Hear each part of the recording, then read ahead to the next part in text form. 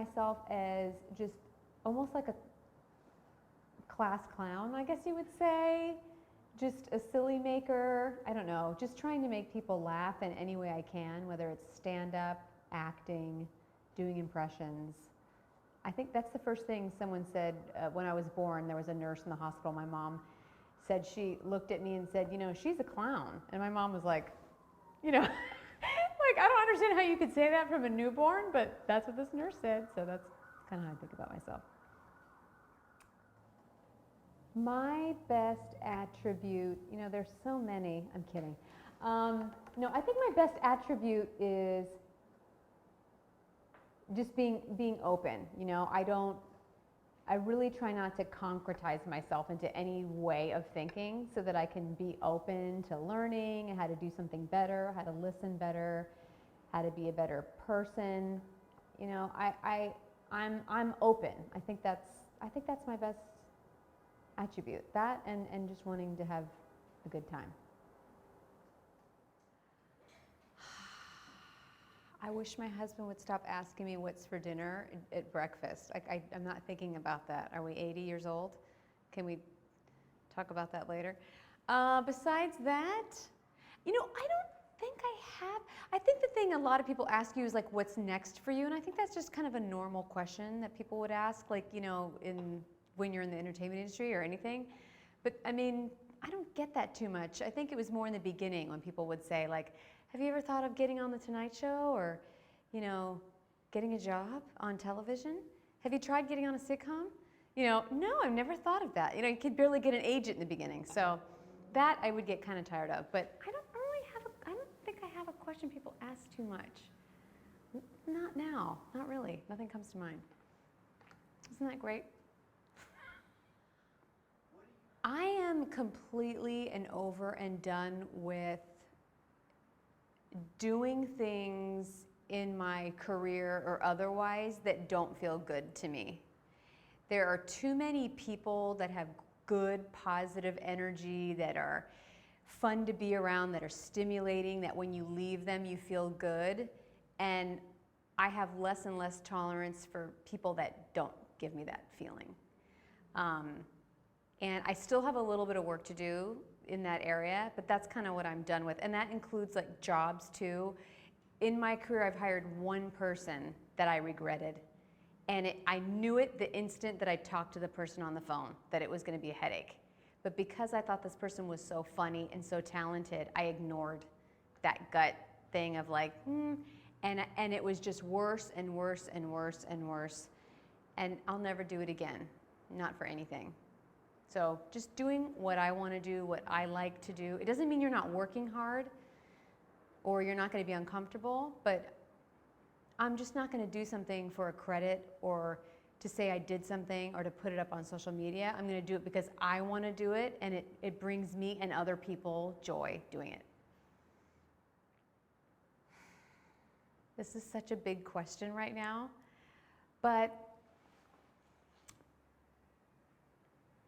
the worst thing, I know I'm not supposed to generalize, but I'm going to. I think being female, at least in the past, I think females had a bigger propensity to feel like they needed to please and be accepted and look a certain way, act a certain way, make sure you're okay with us. I certainly had that, like growing up in high school. I don't think it was Glennon Doyle saying, like, if you have the choice of making someone else disappointed or yourself disappointed, always choose to have the other person disappointed, because then you'll disappoint yourself less. And I think I didn't know that. And I think, especially growing up in high school, I made that mistake of not wanting to disappoint people. So I constantly went against my own like better judgment, gut, because I wanted everybody else to be okay and happy with me. So I feel like that was a little more of a female thing growing up than it was a male thing. I think males obviously have other issues that they have to deal with, like feeling like it's okay to be vulnerable, you know, and that kind of thing. They don't really have that with each other as easily as women do. But that's what I would say being female in the past has kind of limited me in that way, if that makes sense. There's so many great things about being a female, you know? I mean, this seems shallow, and especially coming out of quarantine. Like today, I was like, today, I'm gonna put on heels, and I'm gonna put on blush, and I am going to drive in a car, and I'm gonna try to look nice. And I love that part of being a female, of kind of getting dolled up and feeling good. I love that about being female. I love the connection that I have with other females and how we've all been through, no matter what race you are, we've all been through a similar story in our lives with vulnerability, and that we can connect in that way, in that softness, that feminine energy. I love that about being female, that you can connect with another female like that. The person that's had the most impact on my life, I mean, there's a few people, but the first person that comes to mind is my drama teacher. My drama teacher was the first person. He was a high school drama teacher, and it was Palos Verdes High, and they were known to have like very professional grade musicals and plays. And my dad forced me to go one night to one of them, even though I wanted to stay home and watch Three's Company.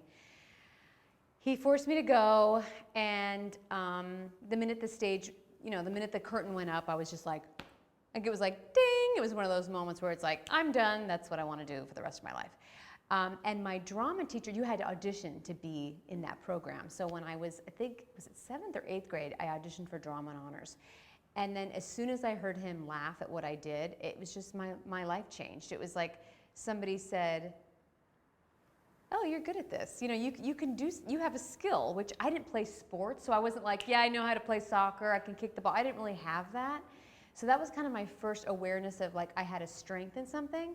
And then he really taught me discipline and just, practice and, time management, being in a schedule, being in a play for 3 months straight and working hard, and then that reward of getting on stage and getting that reaction and not getting the part you wanted, but getting a much smaller part, but still putting in 100%. So I learned so many things from him. And I still now, when I look at him or when I mention him on social media, I tear up because I love him so much. I have a lot of challenges, I think, that I put on myself, because obviously I'm very fortunate. I have no reason to not go after anything. I'm not disadvantaged on paper in any way, so I have no excuse. So I really think that most of the challenges I put on myself are not really from society, they're from myself. And those would be not using like age against myself, which I've always used. Even in my 20s, I thought, oh my God, I haven't had a Julia Roberts movie by the time I'm 23, like I'm a failure. I remember thinking that, And then at 25, I thought I'd have this other thing, and I didn't. And so I spent like a really long time not noticing the things that I was creating and how I was growing and what I was going after, because I was going after a lot of stuff. I was going after singing, and I was in acting class, and then I sang in a gospel choir, and I sang in a big band, and then I was auditioning, and then I was, in school, and I never gave myself credit for any of that, because I was like, well, I'm supposed to be over here. So I think that's the biggest, and even now I'll say to myself, okay, now that I'm older, not using age against myself and not being like, well, time's up, now let's put that to rest, and why don't you go put your bifocals on and read a book. You know what I mean? Because you can easily do that. People do that. They're like, oh, this age means this. It's time to pack it up. And especially when you talk about female and in this industry, after even 35, they're like, oh, you're still trying to get in front of the camera, are you? Okay, well, interesting. All right. So that's my challenge, is to not use age as an excuse to put myself out there and grow and still go after my dream. Because if there's so many things I've not given myself credit for, but the one thing I think I can honestly give myself credit for is I've never quit.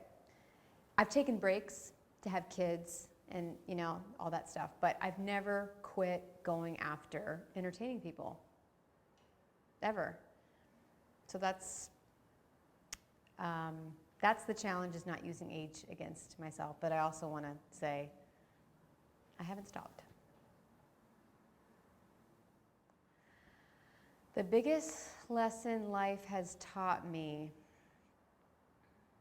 this is a hard one for me, again, is to trust your life. You know, whatever you believe in, whatever God, or if you don't believe in God, in the universe, whatever, there is something to be said about trusting like something higher than yourself. And a lot of times, especially if you're a controlling person and you're like, I'll do this time, and this time I'll have this, you really have to trust your life, because sometimes when you're going after something for a really long time and it doesn't get to the level that you think, sometimes there's a reason. And I've had that happen where it's like, you know what?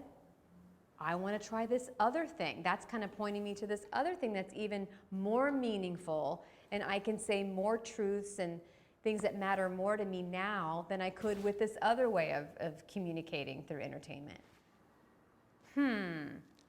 I want to say, this just came to me, a sponge. I think I'm a sponge. I think I feel people real easily. If there's somebody that feels out of place anywhere, I see them out of anybody. I always have been like that, being the new kid moving around. I pick up accents quickly. I pick up dialects quickly. I just feel, I'm sensitive. I like a sponge. I think that's, yeah. I do see an optimistic view of this country. If you would have asked me this a year and a half ago, I probably would not even be here in this chair. I'd be in my bed.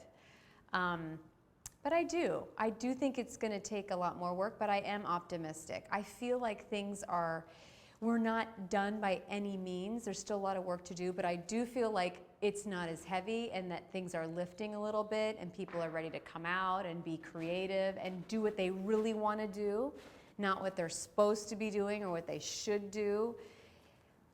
They're learning that, you know, everything they do, I don't forget, is it David Deida that says everything you do ripples out and affects everyone? I'm hoping that people realize that. I have so many favorite words. I love the word beginner. I think I'm always a beginner. I think that to give yourself grace in anything you're trying to do, you have to be willing to be a beginner and be bad at something and not know the answer and ask people for help. And I think it's the most youthful thing that you could do is be a beginner for the rest of your life. I love that word, beginner. If I ever met myself at a party, would I hang out with myself? I think I would. I'm actually surprised by this answer, because initially I would think, God, no. But I think I'm fun to be with. I like to laugh. I like to meet people. I like to find out about them. Yeah, I think I would. I don't know how long I would want to hang out with myself, but yes, I definitely would have a conversation. We'd probably have laughs, and yeah. My mom she loves people. She thinks that everybody is a potential friend.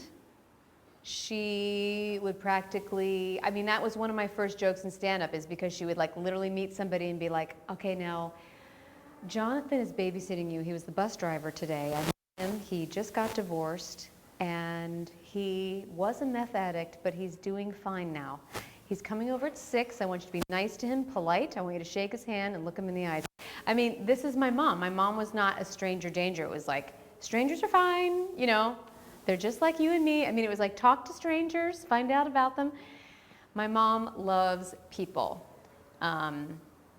And she has worked with inner city kids most of her life. That's her other passion. She doesn't now. She's like 84, but she did for a really long time. She had a group called Annie's Angels, and she would take these inner city kids in outside of Miami, and she would get the ballet to pay to have them get on a bus and go expose them and have them go to the ballet and go see a show and just do all these things that the parents that were working didn't have time to do, and she would do that. So she's very, very funny, and I wish I could think of a single thing right now that she just said to me the other day on a call.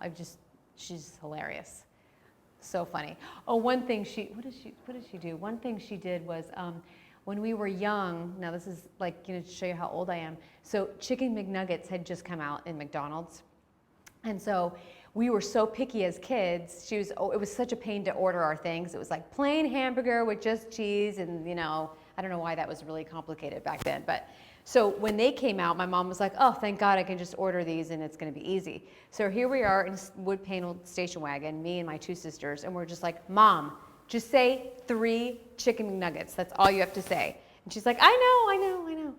And so she drives up to the drive-thru and she's like, hi, how are you?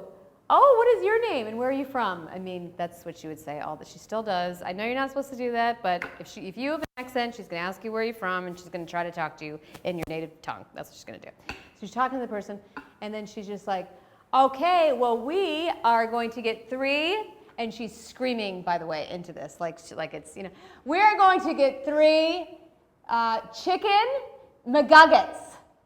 And we were, as teens, we were like, you had one job. And she always embarrassed us, like in the best ways now for stories, but yeah, she's hilarious. Small, tiny, but mighty, yeah. Oh, well, let's see here. My dad was, I don't know, he reminded everyone that came into our house as like a movie star. He looked like a movie star. He was super hard worker, kind of that classic case of like coming from nothing, having no money, like drying his shoes in the oven, that kind of thing. And worked his ass off, was super disciplined, and really a closet performer, I think. He was a huge opera buff. And even though he was in the corporate world, because I think that was really the only way he really thought he could get out of his situation. And we moved every few years because he would just climb the ladder and go to a better place. So that's why we moved. We moved every 11 months to 3 years growing up. He traveled a lot when I was younger, but he just was, I don't know, it's almost like living with a celebrity. I know that sounds weird, like I didn't see him a lot, so when I did get to spend time with him, it was really special. He's just the kind of guy that would come into a party and be like, Dad, will you just, he'd pick me up maybe once a year from a birthday party, because dads didn't do that kind of thing back then. It was like, your dad's at a baseball game? That's weird. I've never saw dads, it was always moms. But when he would come and pick me up from a party, let's say a bowling alley party or something, I remember he would come in and I'd be like, Dad, will you just throw one ball? And he's like, no, he'd be in a suit. And I'm like, please. And he's like, he takes his shoes off, takes the ball, strike, all right, let's go. It's like that kind of guy. And, we just adored him. He died when I was 28 from lung cancer. He was a non-smoker. And they didn't think it was cancer initially. I think they thought it was scar tissue or something. But yeah, he was a really beautiful man inside and out. I think that I wish he could have had a more creative life instead of just working so hard, doing that kind of corporate thing, traveling all the time. Because I think he would have really liked it. When we really got to see him was when we would take vacations. Then he would let everything go and relax and have a great time. Otherwise, he was kind of always, thinking about something else on the side. It's kind of half there. And then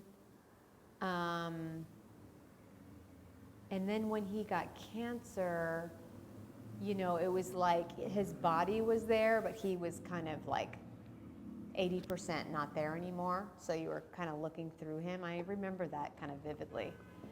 And then the last time I saw him, they lived in Miami, in Coconut Grove, and I was going to go to the airport, and he had, the whole time I could barely speak to him because he was like face down in a bed in another room, which was even more difficult, I feel like, than someone dying, is them being alive but not being alive, you know?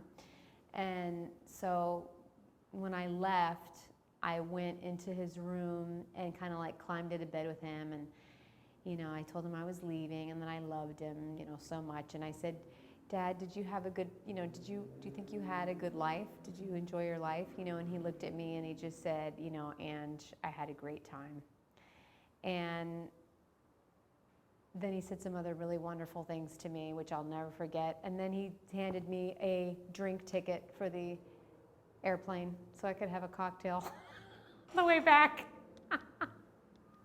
Because he was all about the coupons, you know, so like no matter how well he did in life, it was like the duct tape over the suitcase, and we're going to use this until it disintegrates. So yeah, I miss him, but I know he's here. I don't know if there's a word, but I think it's getting better. It feels like it's getting better. I feel like we have a long way to go, but I think that a lot of people have been woken up like they haven't been in a long time, me included. And I'm just hoping that people stay open. I'm hoping that people stay open, that people can remain like a student to learn from other people and be interested. I think hopefully the world is becoming more interested in what's going on around them instead of shutting their eyes and being like, yeah, I get it. Because if you're interested in other people and you're interested in other humans, then you want to know why they do certain things and why certain things hurt them and affect them in the ways that they do. So I hope people are more interested. I hope the world's more interested in each other.